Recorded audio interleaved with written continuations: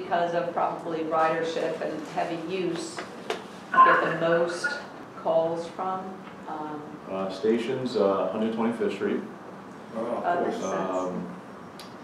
We'll see complaints about White Plains, and Poughkeepsie's probably, Stanford, we'll get some time, but I mean, we all know what's going on 125th Street. Yeah, what's in the new CSI program, so hopefully something. Yes, the CSI should bring a lot of new technologies to the stations, and the ESI will help a couple of these as well. So, but yeah, from the customer standpoint, now that everybody has their smartphones, social media, Twitter has shot through the roof, so we're getting a lot more things than we ever have, which is a good thing, because a lot of times we may not find it for a couple of weeks till our next inspection. Yep.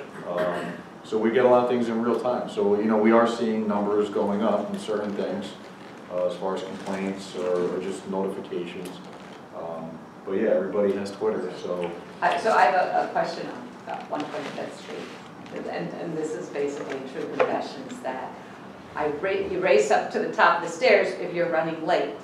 If the trains happen to be running late, and at the top, I got on the wrong train that went express to Stanford. And I'm like, I'm not supposed to do this.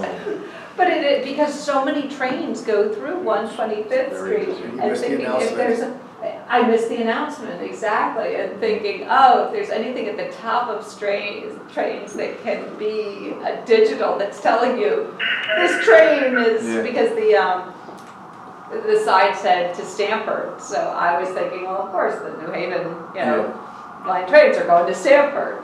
So I mean, not so much. 125th Street is one of our real-time stations. All the signs on the platform are getting information from the signal system.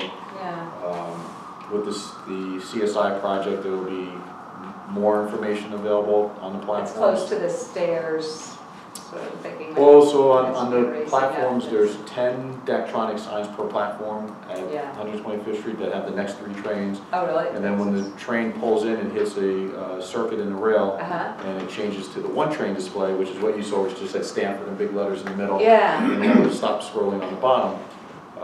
But there were no stops in between, so there was nothing. I'm like, no. So it does say stopping at it'll list all the stops, but the CSI project will bring more screens, more ways of notification. Okay, so then I may be just pushing for placement. Obviously they want to make sure they're in the right spots for the highest volume of customers. Okay, that's good to know. I mean, talking with the train crews, NJ Transit, occasionally more models there, and also Hudson Line, it was brought to my attention that the coke machine at the Nagman station was in a bad place. It was a safety issue, and I took pictures and sent it, and it got taken care of. It was moved very quickly. I left that out. The amenities are also me, so we had that. I don't understand. I never saw anybody ever buy anything from that. I commuted there, but we ran the sales because our first look at it said, let's just get rid of it altogether. We ran the sales on it, and there was some sales on it. So not a lot, but we figured, it's still nice to have if people are going to use it. It's out of the way. So we moved it down out of the way now. So I did send a thank you one. I received that. But that's in the pictures are key. A lot of times you get people that say, oh, there's a loose stair train. Well, there's 59 or 49 stairs at the Beacon going up the Beacon overpass. Which one of the 49? It's and I try doing that a lot, and I've talked to Phil's people. I said, listen, when you get this, you're taking the complaint. Ask them if they got, everybody's got a phone now. Take a picture. It is worth 1,000 words. It saves me a lot of maintenance time. Okay, this is, and it also sometimes will tell me what I need to have when I go there. I know one more. That is fast. Do you handle the vending machines? Yeah, that is. The vending machines are in customer service. It's in another division. I actually came from that division, so I can. Well, just because the chat's on the 125th Street platform is getting a higher. It's such junk food. Fellow mothers would love to see something that's a higher food vending machines. Not the. Yes, the food vending machines are under me. They are. To get because I looked into it for getting them to Broadway, you know, that there are different levels of quality of food in the vending machines. And there's some really good ones out there now that would be really nice to steer away from. And I know at 125th Street, there's a desire for it. Okay, I'll look into it.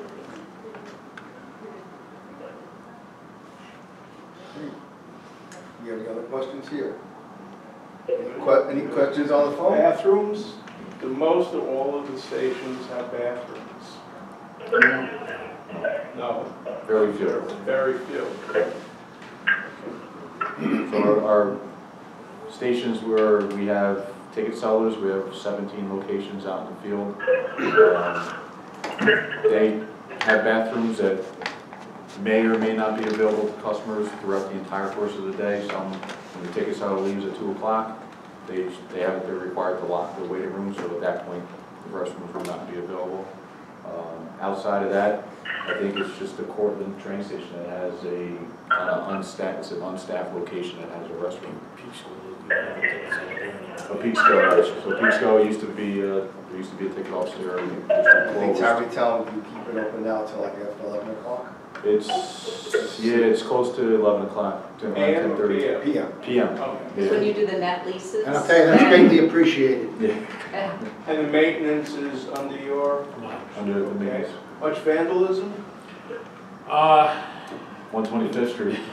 Okay. And you've got the police right there. Yeah. Well, that's, vandals. and I've had discussion with the police about that, and part of the issue is now that they have their policy is that anytime they get a person that they have to take in for booking, 2 people have to go with the person, so they only have 2-person crews, so now that leaves the station unmanned.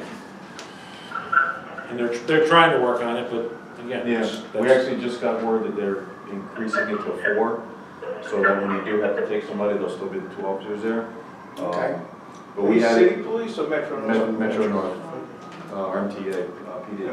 We had a Connect with Us recently, where we go out and meet with the customers at 125th Street, and we got to see firsthand how out of control it can get, even with, they had 6 officers there. As soon as the officers went out one door, a group of people would come in the other door. They'd chase them around the building, another group would come in from another. Just getting into the building to hang out, trying to get to the restrooms. There's a drug problem going on in those bathrooms on Mentioned 125th that Street. in meetings. There's single stall bathrooms with a lock on the door. They go in for hours on end and lock the door. The cops have had to go in using a key, finding, individuals passed out on the floor with needles in their arms, forcing all kinds of stuff down the toilets. And Walter's guys just going crazy. So 125th Street is a very extreme location. Outside of that, I don't think there's much vandalism. The biggest thing we get a lot is the scratchini, kids scratching the windows and stuff Idle like that. hands. Now, some facilities, the state runs, are switching over to prison-type toilet facilities, the stainless steel. We did that at White Plains years ago. Did it help? No. It didn't help, but it's part of the governor's initiative, the ESI project that's going on. 125th is to change it to an open concept bathroom where they can't lock themselves in there anymore. Just And for the there's net, no right? stall door there? There's stalls in there. but there's no, they lock, there's only the one door, so they lock that entry door now. There will not be an entry door like that. There'll be just walk around and petition, and then you're into the bathroom.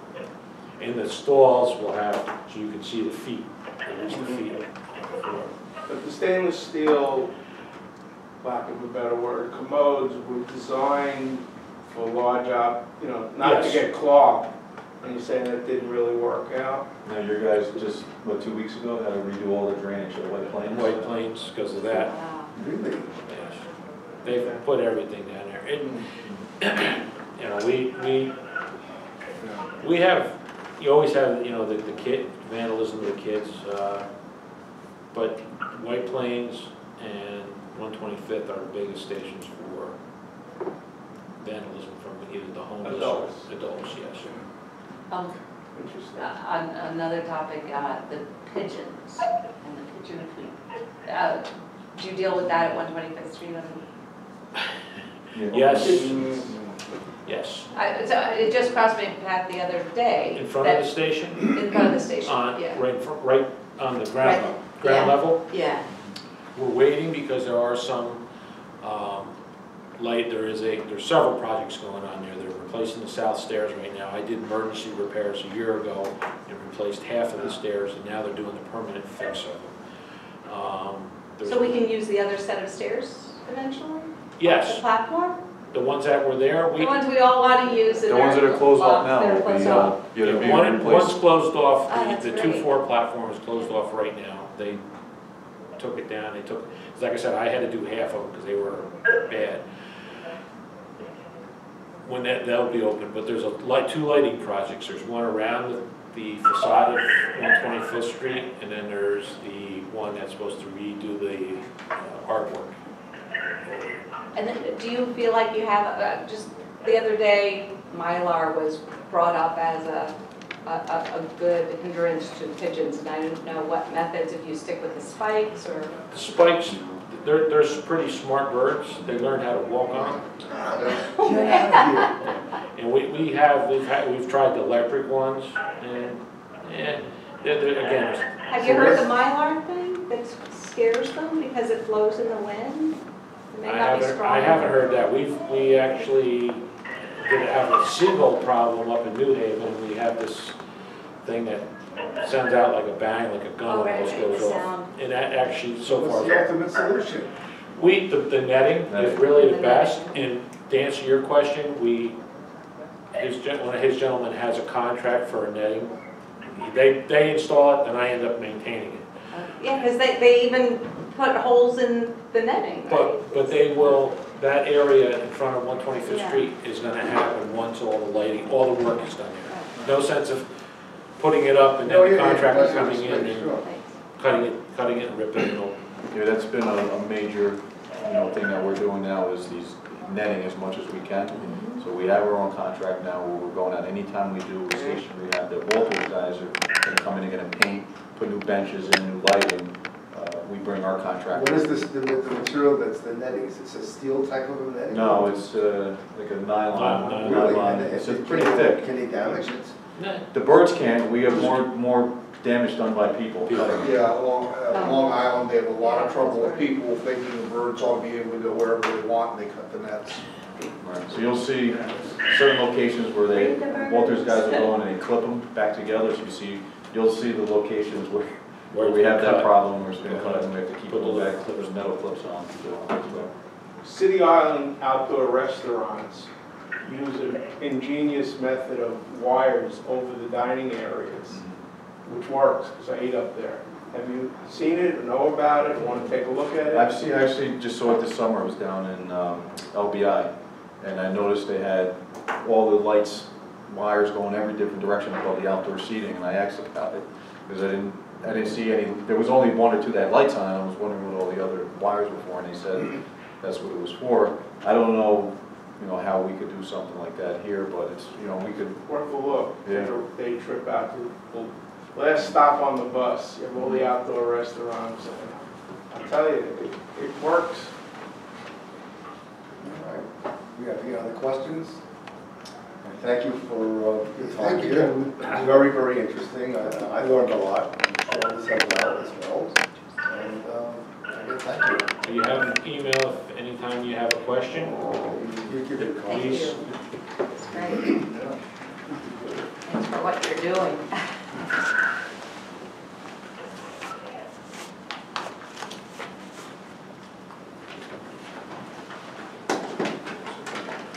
Greatly appreciate it. I got one, Randy, it's Rich. Yeah, go ahead. Thank you. Okay, bye. Oh, the MTA. No, That's right. That's right. Okay, all right. Perfect. It's good to meet you. Get more cards. Thank you. Good to meet you. I'm glad Okay. you're very well prepared. Maybe we should. sure, Do you have anything with ticket sellers and Yes. agents? I do. Okay. Okay, so let's go back, we have a quorum now, so can I get an approval of the agenda for today's meeting, please? So moved. We got a second on the phone? Right, can I pick, I have questions. Can I get a second, Francine or Rich? I think Rich just said yeah. Okay, all right, the meeting, approve the meeting of, approve the minutes for last month's meeting? There's an error. What's the error? Yeah, there was a piece that got somehow, well, it went over, it rolled over to the next page in some way, I don't know why.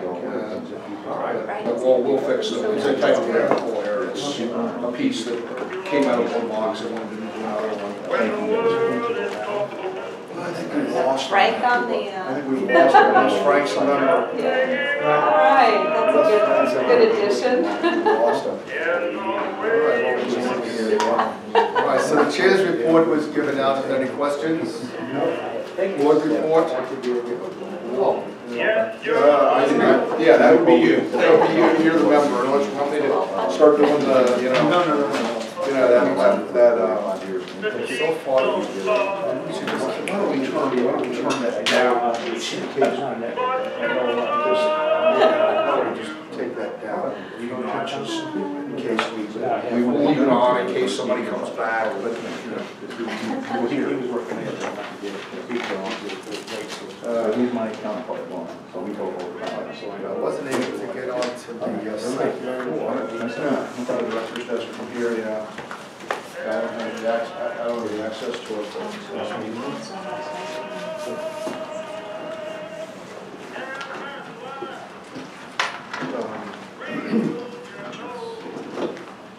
Somehow it seems to be, I can't get on the site.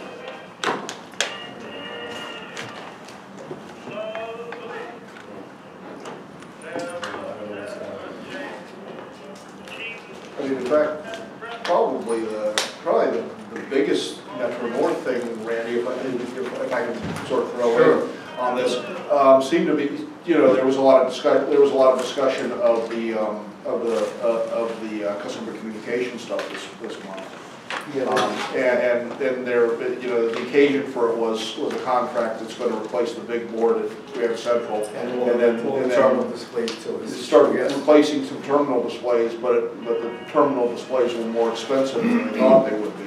And you know, and so they cut it back. I think they were 35. Thanks, guys. Thank you again. They were at 30. They wanted to do 35, I believe it was, and the stations in the first round, and now they're down to 17. So it's not, you know. So it was apparently the electrical work with the picture was more expensive than I think then there's also, there's an add-on for some stations that were going to throw in, Nanuet was one of them. Nanuet was one of them, yeah. Harriman and, Right. there were a couple. Some, and, but yeah, it's, I mean, this has been an issue for, I know Jim Blair was the chair when we started out with this. And it's been an issue for forever. It seems like it's been an issue forever to get decent audio-visual equipment in the stations, and you know, it's come slow. I mean, it's come really slow. There have been some pilots up at White Plains that they figured out what they wanted, and then finally are now ready to do it. And the money just isn't there to do everything all at once now. There was a conference call last week about the station enhancements and so on. Sent us a PowerPoint to look over, we can't share yet, but they look like they had some pretty nice ideas for the stations that they selected. All right, old business, well, we took care of the description of our potential members, which is good to know. Is there anything new? Well, I think Randy and I were at a meeting where we talked about having schedules for inclement weather. NJ Transit. Yeah, they're working on having two different schedules. One is a schedule for level 1, bad weather, and the other is level 2. And personally, I think it's a good idea to have these schedules. I'm just not happy with the way New Jersey Transit wants to The execute. methodology is terrible. I mean, they had suggested I had suggested that they use as a basis the regular weekday schedule, and then identify trains on that schedule that would run during the different snowstorms. But they decided they would just use the weekend schedule and add some trains here and there. So on the Pascack Valley line, you get one extra train in the morning peak hour going eastbound, and one extra train going westbound in the PM peak hour, and that's it. That's a level 1 snow. If it's a level 2, which means more than a foot of snow, up to 18 inches, I believe it was, it's just a weekend schedule. You know, my gripe about that, and I think Metro North has it, but Metro North is paying for certain express trains, still on that. And if they don't run at the time that people can use them, then it's a problem. And I think we need some input from Metro North to get back to New Jersey. Like on a regular weekend, I mean, it's fine, you know, you have late morning, you know, where New Jersey would have a train every 2 hours, we have an hourly train in reverse in the afternoon, so it works out fine. But when it's snowing, you're expecting commuters to want to use this. The hours don't work. There was one good idea, and because there's nothing that can be done about it now, but when the schedules are made public, I will ask Metro North to look into changing the departure time of the last eastbound train at night from the 8 o'clock hour to the 9 o'clock hour. This is the proposal in the adverse weather conditions, as they call it. But I think having a 9 o'clock train gives people who are coming to Rockland more time with their families or whatever activities they're doing, rather than have to be in 16 on a train to go back east. So that's something that we'll follow up when this becomes public. The other thing was, we have express trains on Pascack Valley line, and Metro North pays for it. And one of them hits Secaucus at a time when there's a 10-minute gap, and no train stops at Secaucus. Finally, when the train does stop at Secaucus, it's so crowded that people are pressed into the vestibules, which is dangerous. I brought this up to New Jersey Transit, and they didn't seem to want to do much. I'm going to work with Metro North on this, because Metro North's customers are riding this train and express train, and they're getting stuck at You're losing the advantage. You're losing 10 minutes, 5 minutes of the advantage of riding that train if they can't. Maybe it's 10 minutes if they can't get on the train because it's too crowded. And we're trying to see if some trains can stop there that bypass that station. Because up to 4 trains do bypass it. They're saying those trains are so crowded that they couldn't stop there. I have thinking otherwise, so it's something we're going to try to push. But also, it's the way Metro North commuters are treated once they hit Secaucus by New Jersey Transit, and it is an issue. Anything else? I don't have anything. Motion to adjourn? Okay. Second? Okay, done. Good. Yeah. Just anything, is anybody going to this